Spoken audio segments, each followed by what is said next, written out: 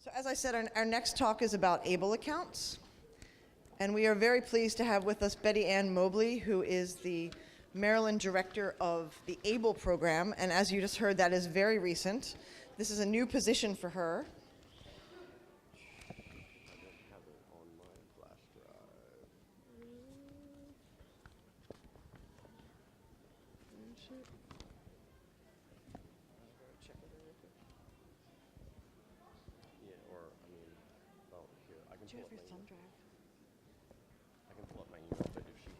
Sorry, technical. So Betty Ann is currently the director of the Maryland ABLE program. She has a Bachelor of Arts degree in music therapy and a Master's of Science in counseling, both from the University of Dayton in Dayton, Ohio. So she was talking with Dr. Hopkin in the back about Ohio connections there. But for the past 35 years, she has had the opportunity to work with state and national organizations that support people with disabilities. So this is not a foreign area to her. She served in many leadership roles, supporting people with disabilities through advocacy, developing and implementing quality systems, and providing consultation to organizations that provide supports and services. She told me that she believes that creativity is the key in unlocking a person's potential, and she often tells others that people with a disability are limited only by our creativity in helping them to find a way to make things happen. So with that being said, here is Betty Ann to give you a little bit more detail about the whole ABLE program and how that can help save money for your child's future. Thank you. Thank you very much. How is everybody today? Great. Okay. I'm so excited to have the opportunity to be here and speak to you. And while I'm the director of the Maryland ABLE program, I can tell you that universally across the United States, those of us who work in ABLE are really concerned with making sure people have information about it. Sure, I'd love to say, join the Maryland ABLE plan as soon as we launch.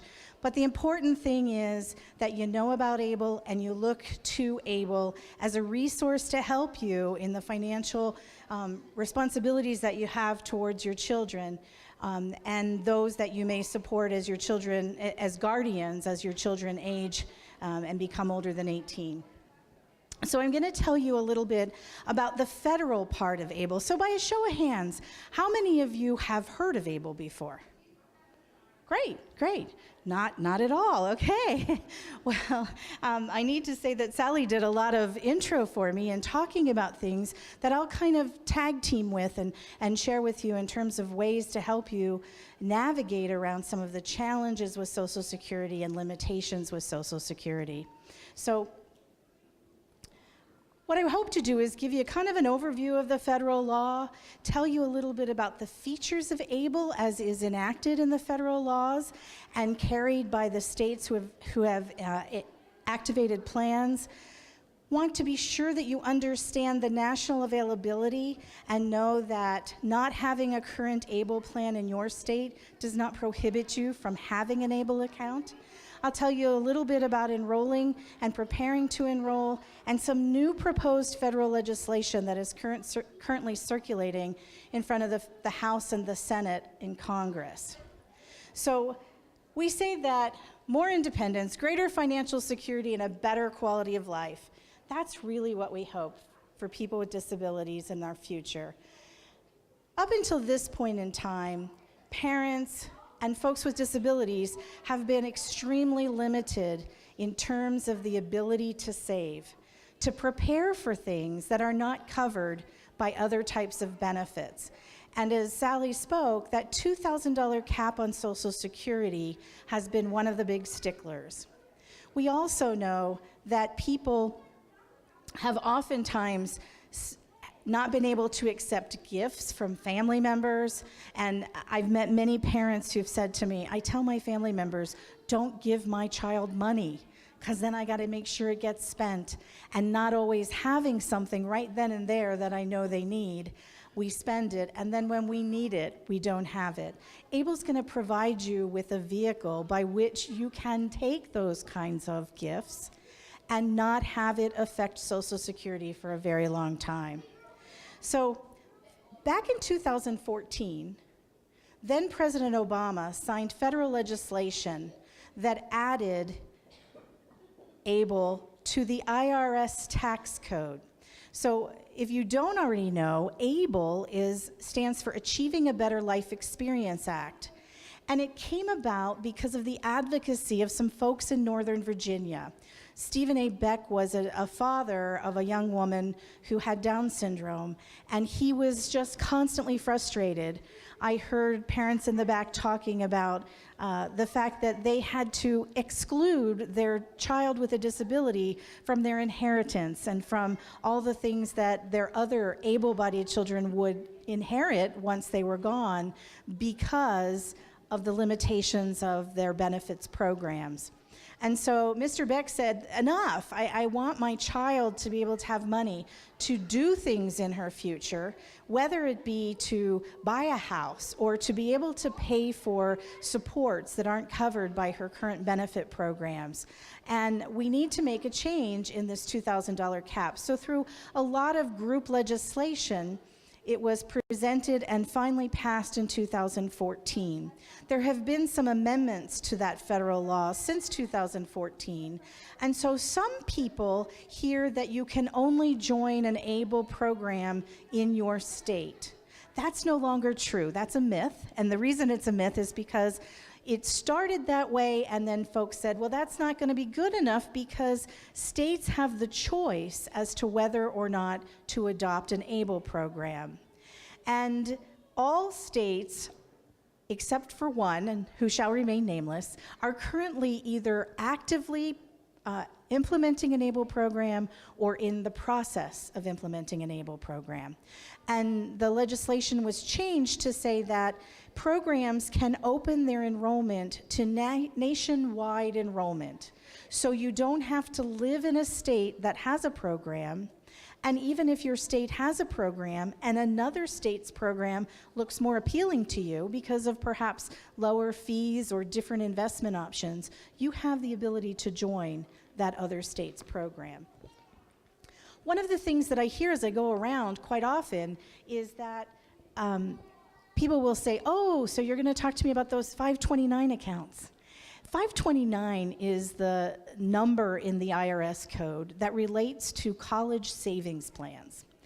And many states' ABLE programs, as in Maryland, are run by the 529 College Savings Program. So my boss is the executive director of the 529 program here in Maryland. It is not a college savings plan. However, education expenses can be paid for from an ABLE account. And you might say to me, well, why the heck do people think it's a 529 account? And that's because in the law, it is 529A ABLE. So don't get confused. Make sure that you're clearly entering into an ABLE account and not a 529 account unless your intent is to do just that, savings for college expenses, because there's much more rigidity in what you can use a 529 account to pay for, and that is limited to education expenses. Some of your children may have the opportunity to utilize that kind of a service, but many of your children will probably use alternative education systems, and the ABLE account allows you to pay for those as well as a whole lot of other things. One of the great things about ABLE is that it gives you the chance, and I say you because as I look at the registration for this conference, most of you are parents or relatives of someone who's under the age of 18. And Sally spoke quite a bit about once your child turns 17 and preparing for guardianship or power of attorney to be an authorized legal representative. But as a child, you as a parent are the authorized legal representative. And so you have the ability to open an account for your child that gives them, with your decision-making, the ability to create accounts that aren't going to jeopardize your state and federal means-tested programs. Now, I need to put a caveat there. In the state of Maryland, we have the approval from the state that the monies in the ABLE account will not be considered in terms of eligibility for things like food stamps and housing vouchers. In some states, and you would need to check in your own state if that holds true as well. So that would be kind of a state means-tested program. Federal means-tested programs would be things like SSI, SSDI, and Medicaid. And so people know that the Medicaid kind of goes hand in hand oftentimes with that SSI, and when they lose their SSI, they then lose their Medicaid. That's going to stop in terms of how the ABLE account approaches SSI.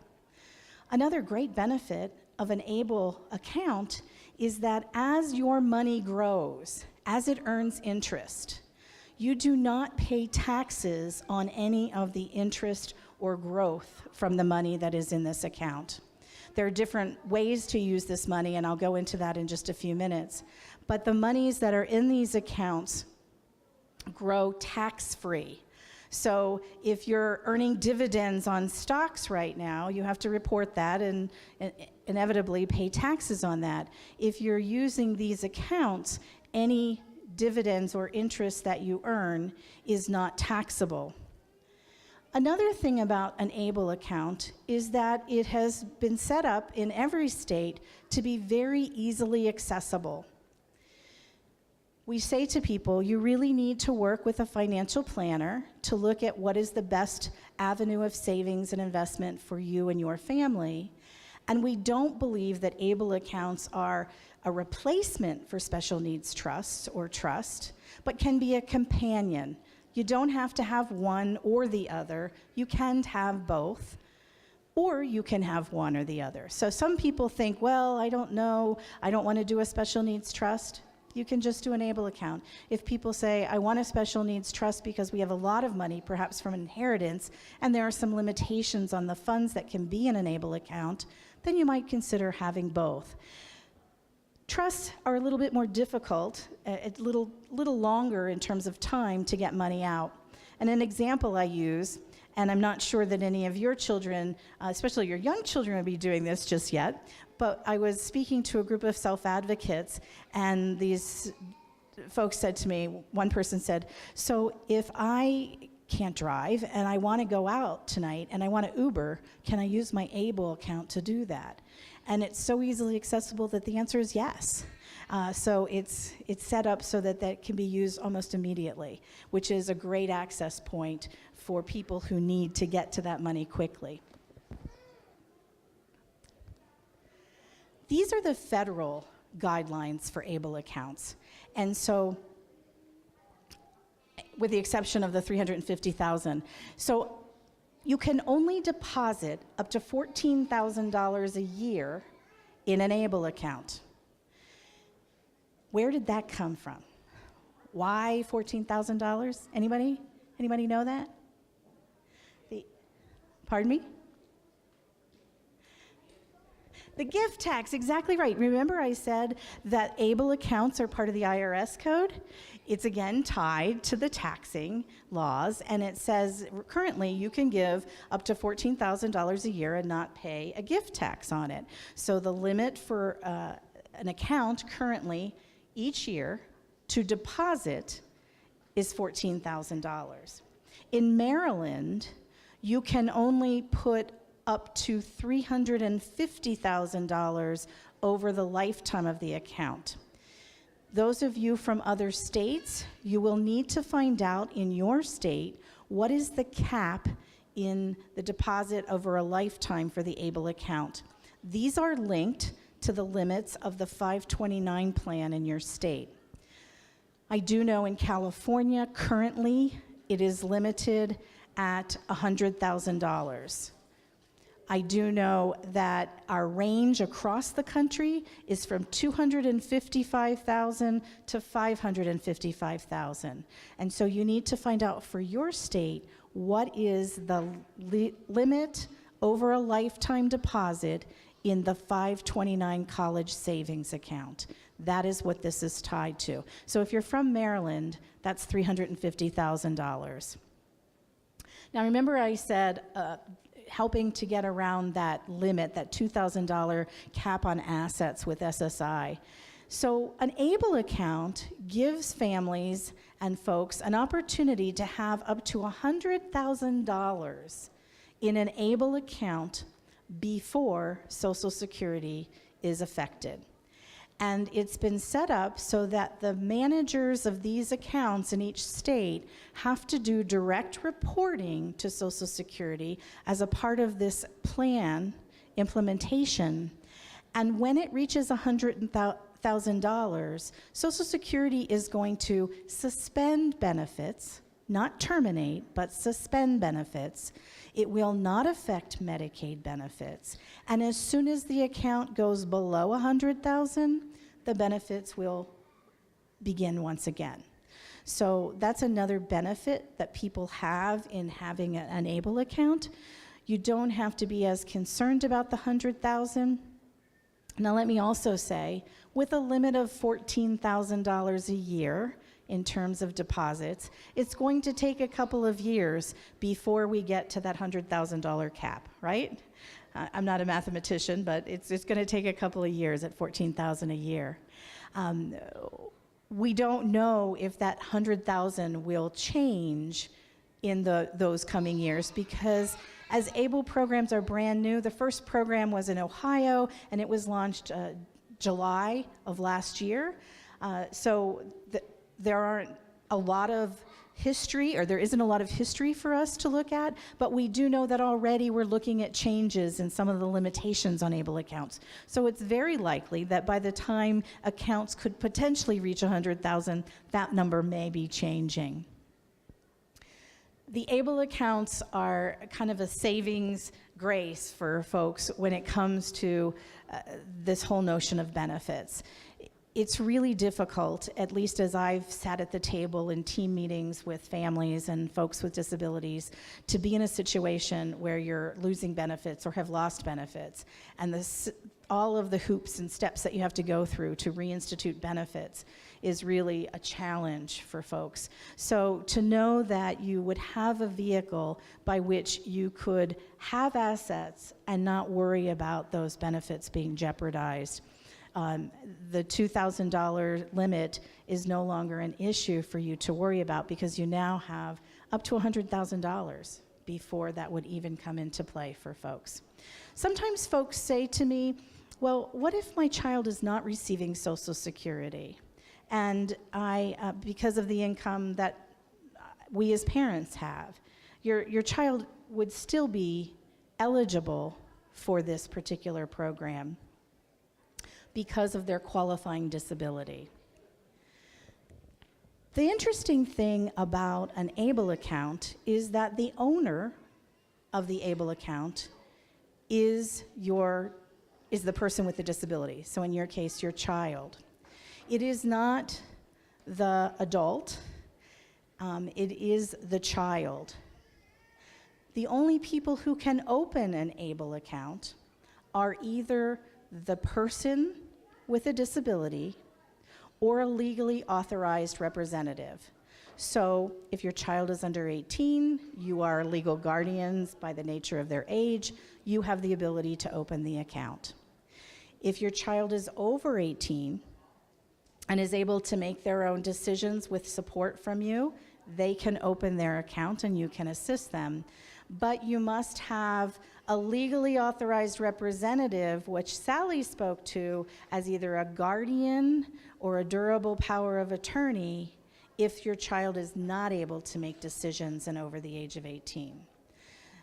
There are some parents of children who are over 18 who are designated rep payees for Social Security. And I just want to make sure that you guys understand that is a Social Security designation. It's not a legally designated authority. And so for purposes of an ABLE account, just being the designated beneficiary or the authorized beneficiary, representative payee of Social Security for an adult does not create the ability to open an ABLE account. As I said, for most of you, that's not an issue because your children are under 18. The other difference, and this is a significant difference between college savings plans and 529 plans, is that an ABLE account, there can only be one. College savings plans, some kids have multiple plans because different people open accounts for them. Maybe grandparents have opened a college savings plan for a family member. But ABLE accounts, you can only have one. And part of the reason that you can only have one ABLE account is because we have to keep track of that $100,000 limit. And for Social Security, there's just going to be one reporting to them. They're not going to be getting all kinds of reporting from all over the place to add up and make sure that someone hasn't gone over that $100,000 limit. So an ABLE account, only one account per person, and the account is in the name of the person. They are the owners. How does somebody qualify? It's pretty simple. The disability has to have occurred before age 26. This is part of the federal legislation. Anybody know why 26? Where 26 came from? Because it's kind of just a number out there, 26. Pardon me? The Affordable Care Act, that's exactly right. Because remember, as a part of the Affordable Care Act, children were able to stay on parents' insurance until they're age 26. So when this law was written, they put age 26 in there. I'm going to share with you at the end of this presentation, there is already current legislation to change that age limit. So the disability has to have been identified prior to age 26. Doesn't mean the person has to have had a diagnosis, just means that you have to show documentation that there was a disability. And the disability is meeting the definition by Social Security of a disability with a letter from the doctor or a formal diagnosis by a doctor. So it's very simple. This is another thing that varies from state to state. So if you're from, let's say, Virginia, and you're wanting to open an ABLE account, when you go on to the ABLE Now, which is the name of the Virginia program, when you go onto their website, they're going to take you through an eligibility questionnaire. And some states are going to say, you must mail us the documentation of the disability. Other states are going to say, you click this box and self-certify that there is, in fact, a qualified disability for the person for whom this account is being initiated. And then the proof of that, in some states, is only needed if you're unlucky enough to be pulled for an IRS audit, because again, it's IRS that these are tied to, okay? So that's gonna vary from one state to the next. Any questions about that part? Pretty simple, and all of the websites that I've gone through across for the national programs, they really do take you through this eligibility piece step by step. So when I get audited by the IRS, as surely I will, have they defined what they will accept as adequate documentation? Yes, that is that you have a disability certification from a doctor stating that you meet the Social Security level of disability, okay? So if you are currently working with doctors and you have the legal diagnosis, that's part of the record. If you don't have a diagnosis, they need to make the statement that you meet the definition of disability per Social Security. Great question. Great question. Yes, sir.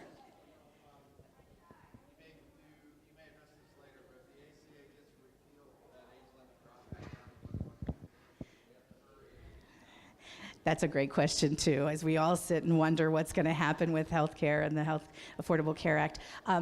This is a law in and of itself, and so it's written into the law for the ABLE Act, so that wouldn't change as part of that. Yes, ma'am.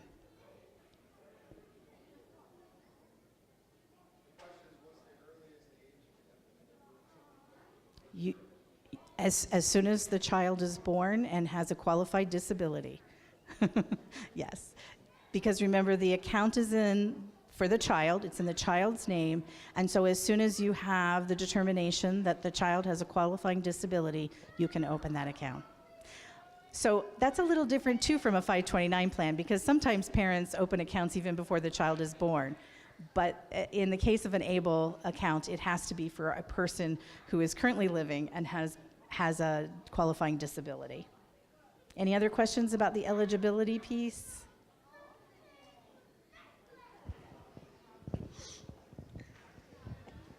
Why is it always people in the back have questions when I'm in the front? They want you to get your Fitbit up. I work in a group home, and I have individuals who have POAs for their medical side, and then my company is actually the rep payee for their financial side. So how would they be able to qualify for this? If you've been able to get a power of attorney for medical, then you should be able to achieve a power of attorney for financial. And many people, it's been reported to me, have gotten the power of attorney restricted exclusively to the managing of the ABLE account. They've had that language put into the power of attorney, durable power of attorney documentation. Okay, that's a great question. The rep payee piece is something that we recognize as a challenge, particularly when there are agencies serving as a rep payee for groups of people. And it is something that is certainly on the national landscape in terms of how we might address that in further proposals for amendments to the legislation and how we look at that. Okay? Here's the big question. What can I do with this money? And the absolutely wonderful thing is there are very few, if any, limitations. I do have handouts that I'll put at the end, and I believe they're online, that give you even some examples of things under these categories. I'll have them in the back when we're done. Basically, if something is related to the independence, health supports, or enhancing the quality of life for your child or the person with a disability, you can use your ABLE monies for it. So as you see here, if there are health care expenses that the person has not covered by other types of insurance, then you can use that for those things. If housing, rent, and mortgage, there are people who are 18, 21, 22, and they're paying rent, and rent can be used. You can use this money to pay for rent. Employment training and support. Oftentimes, even despite the move and the push for employment of folks with disabilities, there's additional supports beyond what is paid for by the State Disabilities Administration and supports to be actively engaged in work. And so this money could be used to pay for that. A gentleman that I met again in a self-advocacy group said to me, well, I get nursing care, but I only get 12 hours a week. And if I go on vacation and I decide to stay an extra day and I need to hire a nurse to come and give me my insulin shot, can I pay for that out of my ABLE account? And the answer is absolutely, absolutely.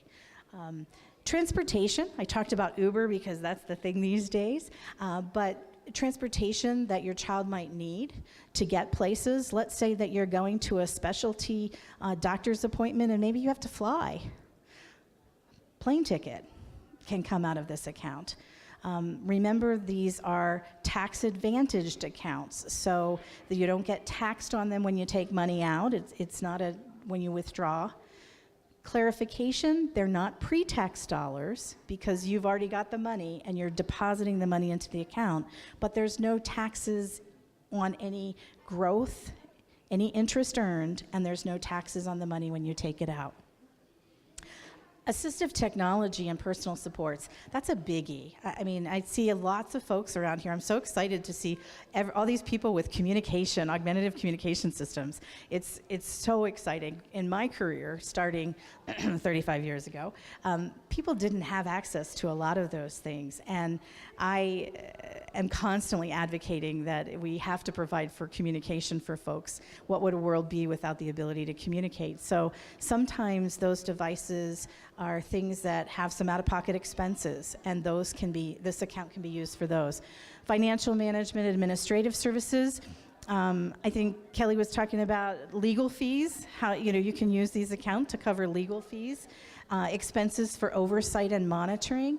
There are some really creative monitoring systems that are out there these days that cost a fair amount of money. You could save for those in an ABLE account and not worry about, again, reaching that $2,000 threshold, and funeral and burial expenses. So there's just a ton of things. Now, what can't it pay for?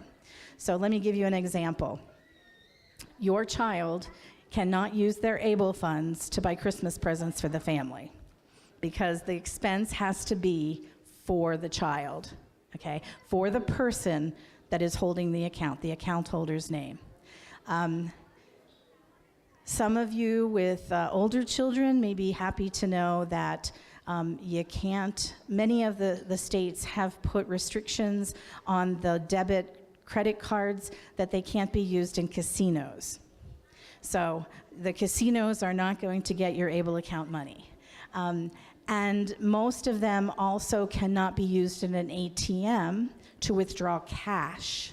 They can be used as a credit card or a debit card, but not to withdraw cash. And some of those pieces were put into place, some of those constraints, to protect abuse of the accounts and the funds. So as you can see, and as you'll see on the list that I'll have in the back on forms, pretty much if the child needs it, you can spend it. Now, I'm here to tell you there are no ABLE police out there. So there's nobody who's going to say, show me your receipt, except for the IRS if they audit you. Most of the states have built into their plans in the online withdrawal of money an accounting of where the money was spent. So it wouldn't necessitate additional paperwork on your part. You'd be able to print reports from that. So I say most, again. You're going to need to look at your state specifically. Deductions and fees. Some states provide for some income deduction on state taxes. Not all states, but some. So when you say to me, well, okay, you say I can join any ABLE program that I want, no matter where I live. What's the incentive for a person living in Maryland to join the Maryland ABLE program if it's not even open now? Well, the incentive is once it opens and you have an account in Maryland and you're a Maryland resident, you as a person who deposits to the account can deduct up to $2,500 per person on your income when you file your state income tax. So in some states, there is this tax break that will give people an opportunity. So that would be an incentive. As I said, Maryland's program is not open yet, and I know there are over 100 people in Maryland who currently have accounts in Ohio, because Ohio was one of the first to open. It is our hope that they will transition those accounts to Maryland, because with an account in Ohio, living in Maryland, you can't take the Maryland income tax deduction. So look for your state, and I'm going to give you some resources to find out about information for your state to see if there is any income reduction on state taxes, which would be an incentive for you if you're living in a state that has that, to have that state's program. There are also fees associated with these accounts. There's a general management fee. Those are fairly nominal. As I look at the data from across the country, they go all the way from $0 to about $35 a year, okay? If you choose to use investments and an investment portfolio, there can be some additional fees just for the managing of that investment portfolio. But again, those are nominal fees based on the balance or the amount of the investments. Each state has to define those for you very clearly before you enroll, and so you would know what those were up ahead of time. There's also a clause in the law that talks about a Medicaid payback. This is something that many people have been upset about, and so there are states who have filed legislation to say that their state will not file a claim. But if your child has received Medicaid from the date that they open the ABLE account until they pass on, Medicaid in that state can, if they choose, file a claim to recoup some of the money from the monies paid out in Medicaid services. It's a new program. It's not happened yet. No state has filed this claim.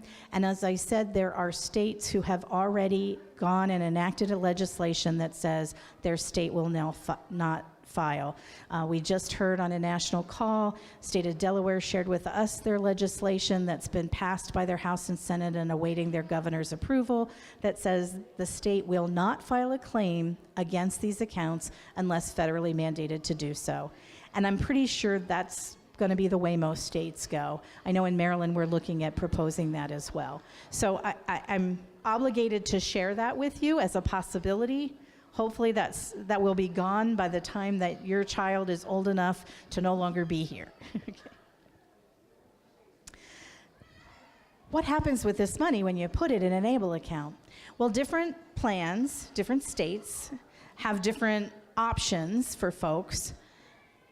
Every state offers what's called an FDIC or federally insured option, kind of like a savings checking account kind of option.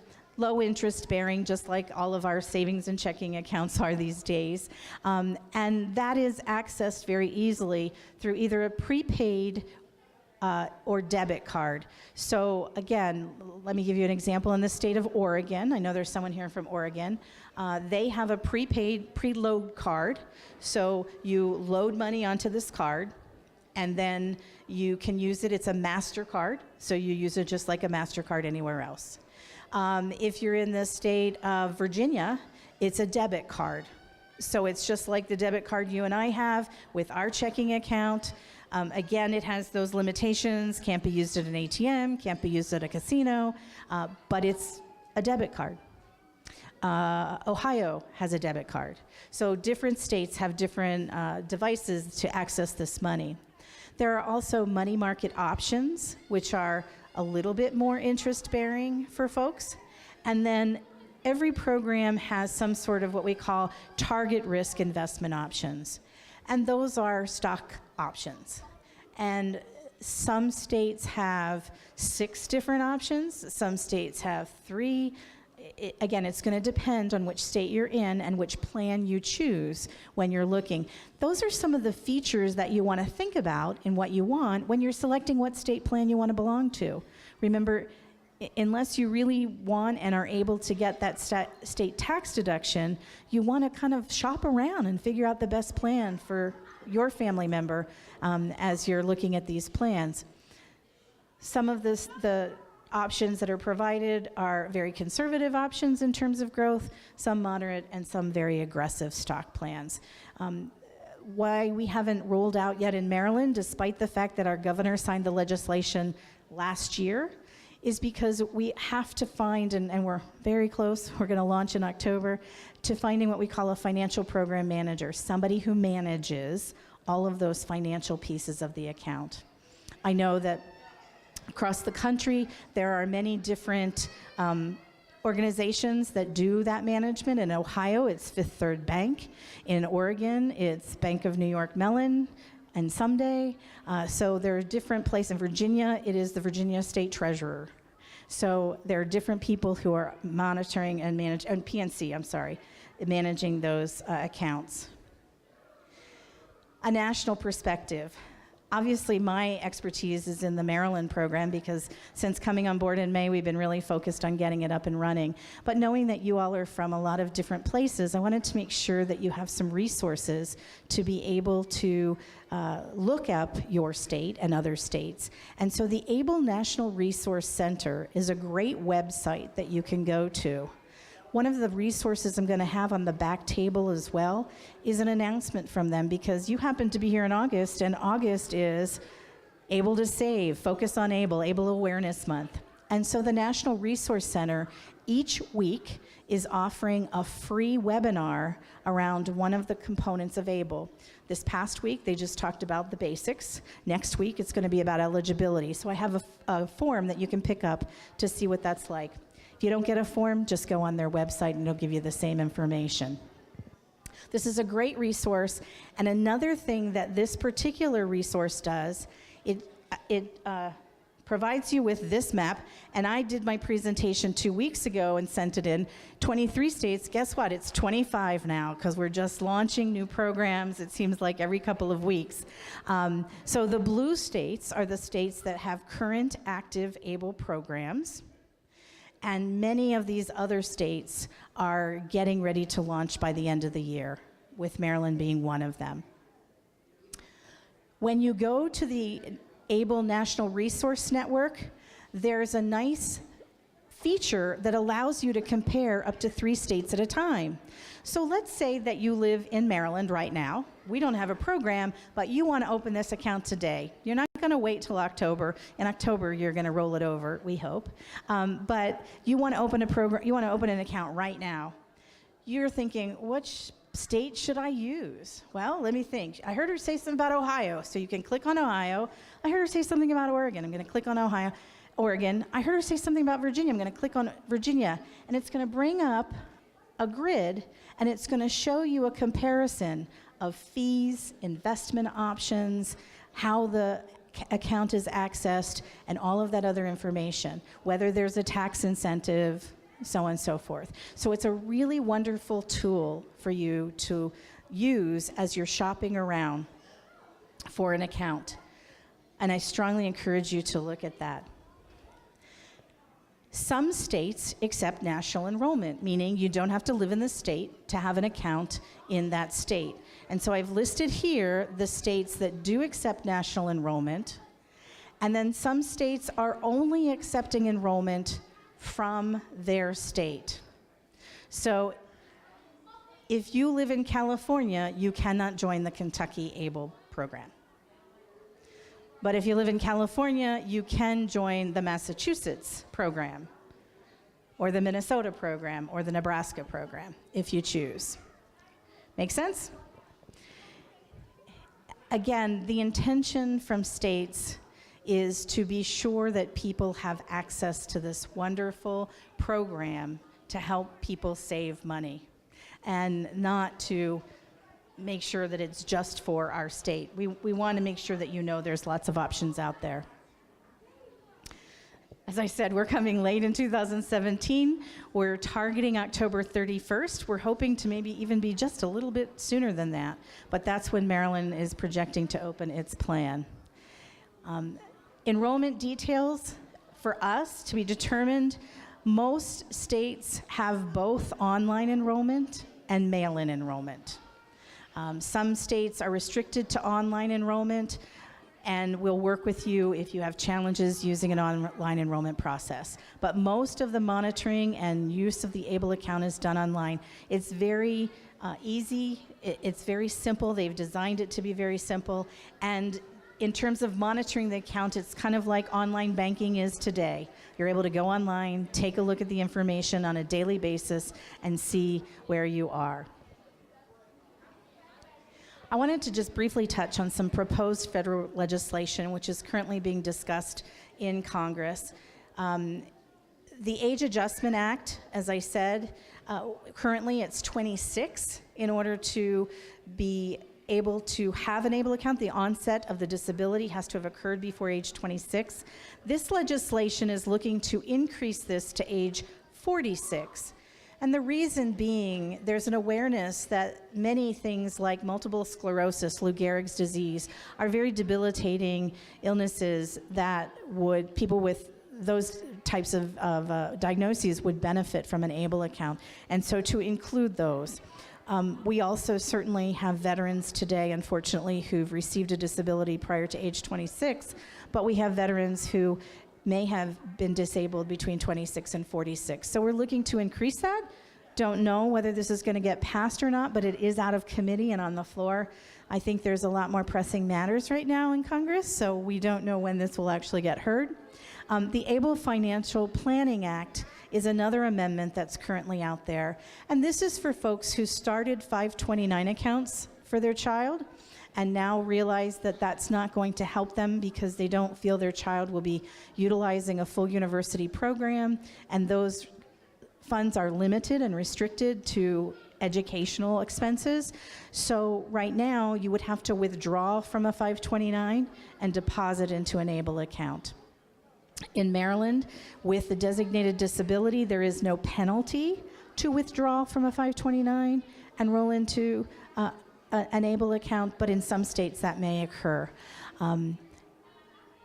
This proposal is that in all states, you could just seamlessly roll from a 529 into an ABLE account with documentation of disability. Okay. And this is one that is very exciting for so many people, and this is the Able to Work Act. There's a real push and incentive to get people with disabilities to be engaged in some sort of work throughout their life. And so right now we know that when you are looking at working, people are thinking, oh, I can't work, I can't earn any money because I'm gonna exceed my assets, I'm gonna lose my Social Security, and I'm gonna make money, and I can only deposit $14,000 a year in this account. So this legislation says, if in fact you get a job as a person with a disability, you can deposit more than that $14,000 up to what is ever the current standard of poverty level income, which right now is $11,770. So that it changes, it's flexible, I understand. So it's going to be adjusted based on the federal poverty level income. So our latest numbers that we had was $11,770, but I'm open to hearing any changes that have occurred. That is a flexible amount. At this point, it doesn't matter because it can't do it, but this is what the legislation is looking at. And it does talk about flexibility based on the current standard of wage. That would increase at the $11.77, the annual cap to $25,770. And the caveat to this is it could only be done if the person is not enrolled in their retirement savings plan with their employer. Okay, so those are currently federal amendments to the law that are being proposed. We anticipate that there will be even more because as these accounts are used by more and more people, we will learn about more and more issues with the way the original law was established. If you have any questions, as I work here in Maryland, and this is our dedicated ABLE email address in Maryland, and Lori and I would be happy to try to direct you to the right person in your state if we're not able to answer the question you have. So please feel free to use us as a resource if there's anything we can do. We're connecting with other states, so if it's not something we can answer, we'll try to find a resource for you that would help you with this. We're just so excited about this opportunity, and we want to make sure that people have the advantage of using this type of account to help them and their family member be as independent as possible. Any other questions folks have? We have a question in the back there. Here. Okay, I'm sorry. Hi. I've been blind since birth, and I currently am gainfully employed. Can I still open an ABLE account for myself? Yes, you can, and I'm so glad that you asked that question. I was doing some outreach across the state and with our Technical Assistance Center, and the gentleman who's the director there is legally blind. And as we were talking about the ABLE account, he said to me, my wife and I are gainfully employed, and we don't get Social Security, but as I listen to you talk about this, I think about setting up an ABLE account now to be something like an HSA account for me, particularly when I'm dependent on Medicare. And he said, because I have a service dog, and I have a reader and those kinds of things that are not paid for by those kinds of benefits, and I could use my ABLE account to do that. But you could use that ABLE account even now. Being blind is one of the disabilities that automatically qualifies you to have an ABLE account. So yes, you could. Thanks for asking.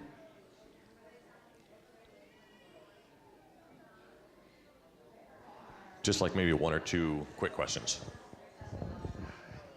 If you set up an account in one state and then you move and establish residency, can they roll over and follow you to the next state, or are you locked in? No.